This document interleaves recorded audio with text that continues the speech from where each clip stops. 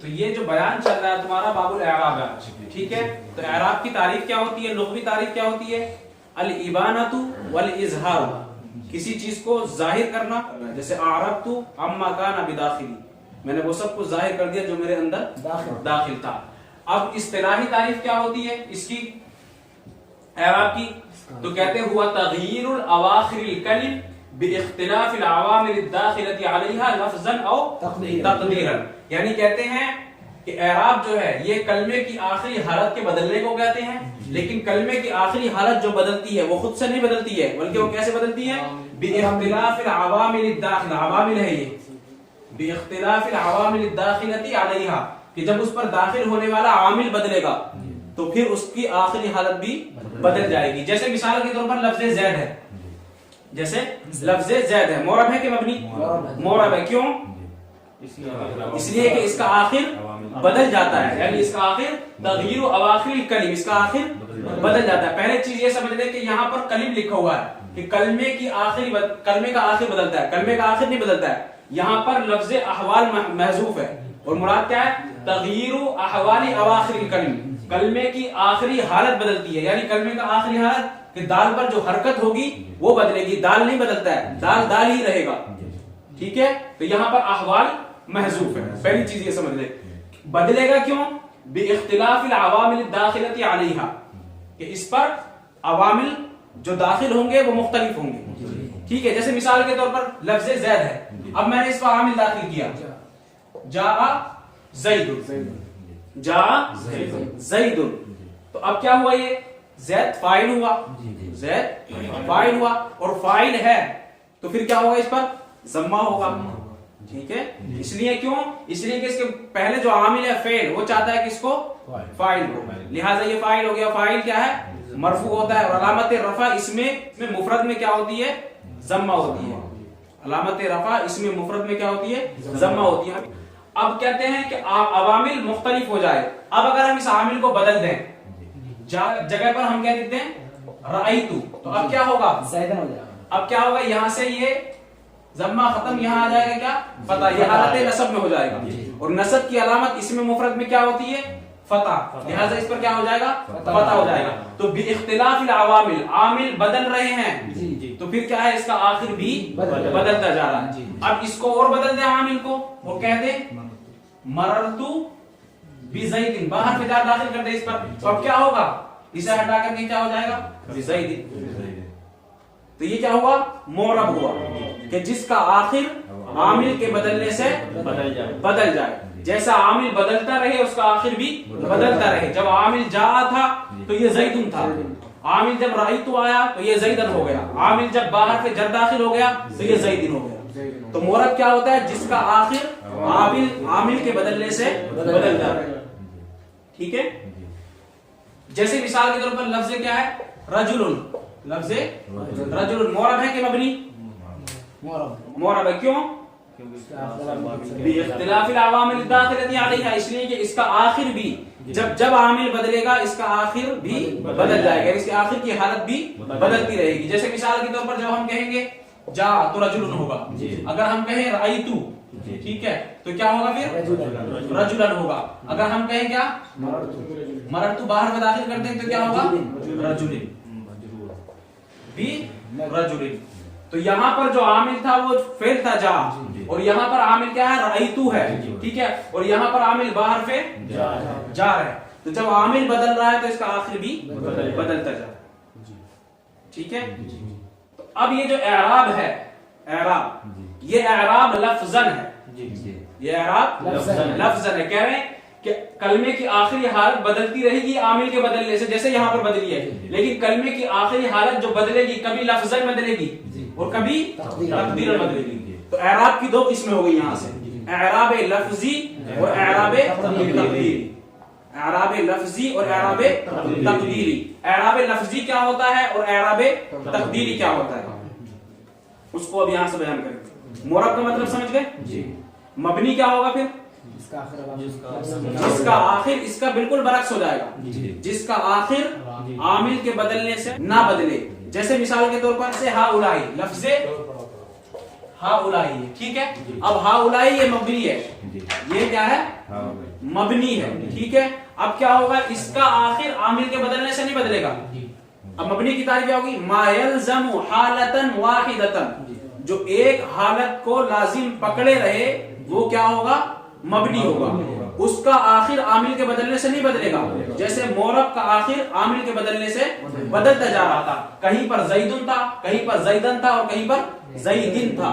आमिल बदला, उस पर दाखिल होने वाला, उस पर अमल करने वाला, तो फिर आखिर भी बदलता चला गया। मबनी का जो मामला होगा, मा यल्ज़मु हालतन वाहिदतन, ये मबनी वो होता है जो एक हालत को लाजिम पकड़े रहे, यानी उसका आखिर आमिल के बदलने से ना बदले। जैसे मिसाल के तौर पर इसी पर दाखिल करने, हम अगर फेल दाखिल करें जा हाउलाई, तो इसका आखिर ऐसा ही रहेगा। अगर हम इसी को कर दें राइतु हाउलाई, तब भी ऐसे ही रहेगा। अगर हम इस पर बाहर पे जान दाखिल कर दे और ये कर दे मररतु बिहाउलाई, तब भी ये ऐसा ही रहेगा। आमिल बदल गया, एक जगह फेल था, एक जगह फाइल था और एक जगह क्या था, हरफे जार था, लेकिन उसके बावजूद भी इसका आखिर नहीं बदला, वैसे ही रहा। तो ये क्या हुआ, मबनी हुआ।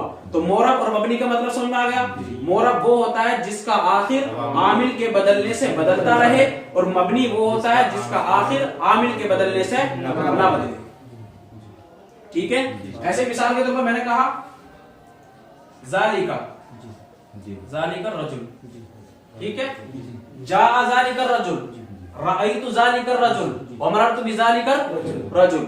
जालिका ऐसा का ऐसा ही रहेगा, इसमें कोई तब्दीली नहीं होगी, लिहाजा ये क्या हुआ, मबनी हुआ। सही है। अब कह रहे हैं कि एराब जिसका आखिर बदलेगा उसकी दो सूरतें होंगी, या तो लफ्जन बदलेगा या तकदीरन बदलेगा। तो अब यहां से दो किस्में हो गई एराब की, मोरब लफ्जी और मोरब तकदीर, यानी कलमा मोरब ही होगा लेकिन कभी कभी उस पर अलामत एराब जाहिर हो जाएगी, और कभी ऐसा होगा कि उस पर अलामत एराब जाहिर नहीं होगी, ठीक है। अलामत एराब जाहिर होने की मिसाल अभी मैंने बता दी आपको, क्या थी, जाअनी जैदुन कह लें, जाअनी जैदुन, राइतु जैदन व मररतु बिज़ैदिन। अब यहाँ पर जो ये तब्दीली हो रही है ये लफ्जी है, ठीक है, ये लफ्जन है। तब्दीली जो हो रही है आमिल के बदलने से वो लफ्जन हो रही है।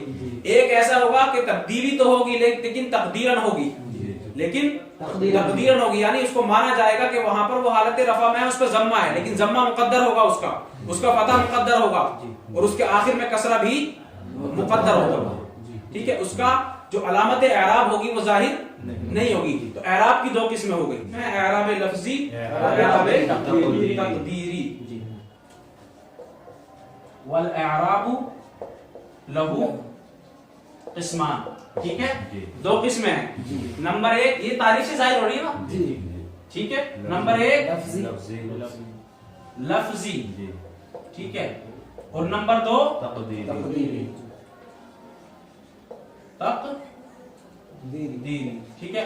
लफ्जी क्या होगा, लफ्जी की तारीफ क्या होगी, इसके एराब को जाहिर होने से रोकने वाला कोई माने वहां पर ना हो, यानी उसका एराब क्या है, उसमें जाहिर हो जाता हो।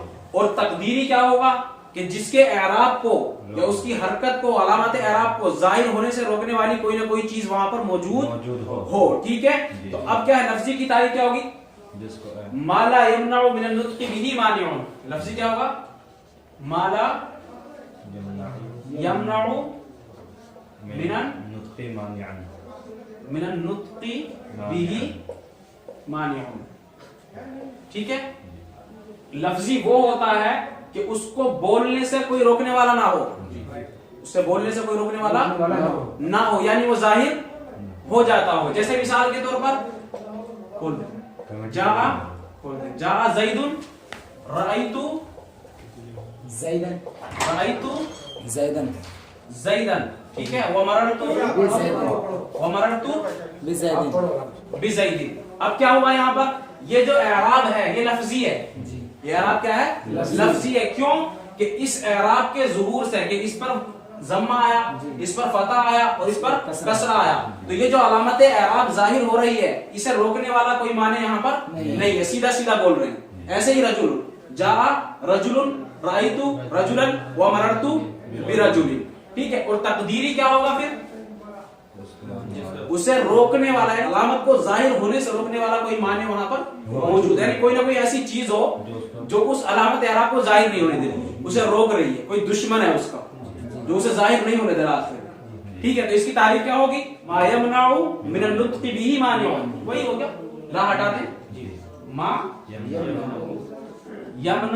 من النطق به مانع, کہ جسے روکنے سے کوئی نہ کوئی معنی وہاں پر موجود ہو. اب معنی کیا ہوتا ہے؟ والموانع ثلاثہ, والموانع ثلاثہ, معنی کتنے ہیں جو اعراب کو ظاہر ہونے سے روکتے ہیں؟ 3. نمبر 1 التعذر, التعذر, ٹھیک ہے. نمبر 2 الثقل, اور نمبر 3 اشتغال المحل. یہ میں سوچنا کہ سمجھاؤں نہیں سمجھاؤں انشاءاللہ, دیکھ لیں. اشتغال المحل بحرکت مناسبت, ٹھیک ہے. اشتغال المحل بحرکت مناسبت, یعنی 3 چیزیں ایسی ہوں گی جو اعراب کو آنے سے روک دیں گی. پہلا کیا ہوگا؟ تعذر. تعذر کا مطلب کیا ہوتا ہے؟ کہ اس پر علامت آ ہی نہیں سکتی, یہ محال ہے. مثال کے طور پر کیا ہے؟ تعذر کی مثال کیا ہوگی؟ الفتح. تعذر کی مثال کیا ہوگی؟ الفتح. الثقل کی مثال کیا ہوگی؟ القاضی. اور اشتغال المحل بحرکت المناسبہ کی مثال کیا ہوگی؟ غلامی. اب دیکھیں, اگر ہم اس کا عامل بدلیں اور یہ کہیں جاء الفتح, رأیت الفتح ومررت بالفتح, تو اب کیا ہوگا؟ یہ اس کا آخر نہیں بدلے گا, لیکن تقدیراً اس پر اعراب ہے, اس کا جو ضمہ ہے وہ مقدر ہے, اور حالت نصب میں جو فتح ہے اس کا وہ بھی مقدر ہے, اور حالت جر میں جو اس کا کسرہ ہے وہ بھی کیا ہے؟ مقدر ہے. یعنی ہے یہ معربی مبنی نہیں ہے, لیکن ایک سبب آ گیا ہے جس کی وجہ سے اس پر علامت اعراب ظاہر نہیں ہو سکتی, اور وہ سبب کیا ہے کہ اس کے آخر میں کیا ہے؟ الف ہے. اس کے آخر میں کیا ہے؟ الف ہے, اور الف ہمیشہ ساکن ہوتا ہے, اس پر حرکت نہیں آتی, لہذا اس پر نہ ضمہ آئے گا, نہ اس پر فتح آئے گا, نہ اس پر کسرہ آئے گا. اب مجبوری ہے, جب آخر میں حضرت الف آ کر کے بیٹھ گئے تو اب اس پر علامت نہیں آئے گی. علامت کیونکہ حرکت کی صورت میں آئے گی, اور حرکت الف پر آتی نہیں ہے, الف ہمیشہ ساکن ہوتا ہے. لہذا کیا ہوا؟ تعذر ہو گیا, متعذر ہو گیا, محال ہو گیا کہ اس پر ہم حرکت کو داخل کریں. ٹھیک ہے. ایک ہوتا ہے قاضی, اس کا اعراب کیا ہوتا ہے؟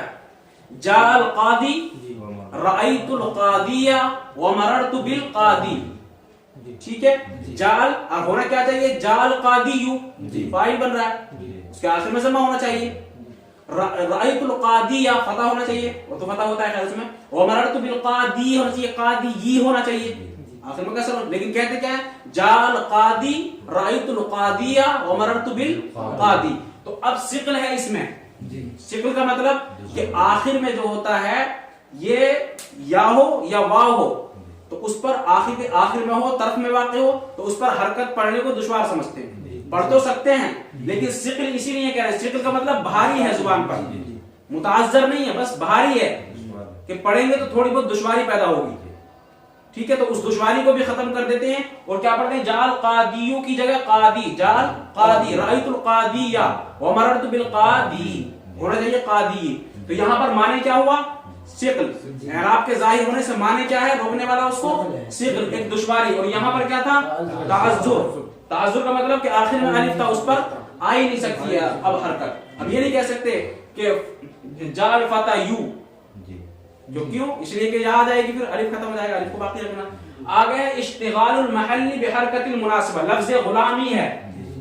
لفظ غلامی ہے کہ غلام کو یا متکلم کی طرف منسوب کر دیا گیا. تو اس یا کی وجہ سے اصل میں کیا تھا؟ غلامو تھا, غلامن تھا, اور آخر میں یا متکلم ہے. ٹھیک ہے. اب اس کے بعد میں کیا کریں گے؟ دونوں کو جب ملائیں گے ہم تو غلام پر جو ضمہ تھا اسے بدل دیں گے کس سے؟ کسرے سے. کیوں؟ اس لیے کہ آخر میں یا متکلم آ رہی ہے, اس کی مناسبت کی وجہ سے اسے کسرہ دے دیں گے. تو کیا ہو گیا, یہ جو محل تھا, یہ جو محل تھا یہ اعراب کا محل تھا, اعراب کا محل تھا. جیسے جاء غلام, رأیت غلامن, میم بدل لیا کہ نہیں, ومررت بغلامین, تو یہ اعراب کے ظاہر ہونے کی جگہ تھی. لیکن ہوا کیا کہ انہوں نے, حضرت نے آ کر کے اس پہ پہلے ہی قبضہ کر لیا, اس پر پہلے ہی قبضہ کر دیا اور اسے کسرہ دے دیا, یعنی اسے یعنی کسرہ دے دیا. اب ہم اس پر عامل داخل کریں گے. جیسے جاء غلامی, رأیت غلامی, ومررت بغلامی, تو کیا ہوا کہ محل جو ہے مشغول ہو گیا مناسب حرکت میں. محل مشغول ہو گیا, محل کون سا تھا؟ اعراب کے ظاہر ہونے کا, یا علامت اعراب کے ظاہر ہونے کا میم, اور اس کو مشغول کر دیا کس نے؟ یعنی پہلے اپنی مناسبت کسرے میں. اب کیا ہوا پھر, یا تو مناسبت کو دیکھ سکتا ہے یا پھر اعراب بھی آ سکتا ہے. تو کہتے ہیں مناسبت کو ہی رکھیں گے, اعراب کو وہاں پر مقدر رکھیں گے. تو معنی کتنے ہوئے؟ 3. تعذر, ثقل, اشتغال المحل بحرکت المناسبہ, یعنی محال ہے اس کا اعراب کا آنا, یا دشوار ہو, یا پھر وہ جہاں پر حرکت آتی ہو وہ کسی اور چیز میں مشغول ہو گیا ہو پہلے سے, تو اسے کسرے میں مشغول ہو گیا پہلے سے یا کی وجہ سے. اب کیا ہوا, اعراب کی تعریف کیا ہوئی؟ تغییر اواخر الکلم باختلاف العوامل الداخلۃ علیہا لفظا او تقدیرا, کہ اعراب کہتے ہیں کلمے کی آخری حالت بدل جائے لیکن خود بخود نہیں بدلے گی. کیسے بدلے گی؟ باختلاف العوامل الداخلۃ علیہا, کہ ان الفاظ پر یا ان کلم پر جو عامل داخل ہوتے ہیں ان کی وجہ سے. لفظاً بدلے گی, جیسے جاء زید, لفظاً ہے بالکل ظاہر ہے, رأیت زیدا ومررت بزید. او تقدیرا, یا بدلے گا ضرور اس کا آخر لیکن مقدر ہوگا. اب کہیں گے ضمہ فتح میں مقدر ہے, جاء الفتح میں, رأیت الفتح میں فتح مقدر ہے, ومررت بالفتح میں کسرہ مقدر ہے. ایسے ہی جاء القاضی, اس میں ضمہ مقدر ہے, رأیت القاضیہ تو وہ تو فتح ظاہری ہوتا ہے, ومررت بالقاضی اس میں کسرہ مقدر ہے. ایسے ہی غلامی میں کہیں گے تو یہ تقدیرن ہوگا. اب مقدر کیوں ہوتا ہے؟ تو کہتے ہیں اس کے لیے روکنے والے 3 دشمن ہیں, اس کے 3 معنی ہیں, اور معنی کون کون سے ہیں؟ تعذر, ثقل اور اشتغال محل بحرکت المناسبہ. تعذر کا مطلب کہ اس پر علامت اعراب آ ہی نہیں سکتی, ثقل کا مطلب کہ آ تو سکتی ہے لیکن دشوار ہو, اور اشتغال محل بحرکت المناسبہ کا مطلب کہ محل کو یا نے مشغول کر دیا ہے اپنے آپ میں, اس کو کسرہ دے دیا پہلے, اب اس پر علامت اعراب. اب ان میں فرق کیا ہے؟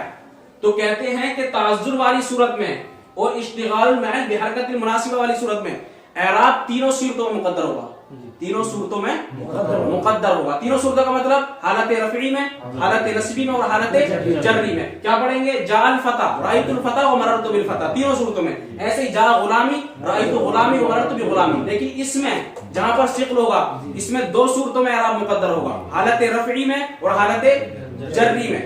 حالت نصبی میں اعراب مقدر اس کا نہیں ہوگا. کیا پڑھیں گے؟ جاء القاضی, رأیت القاضیہ.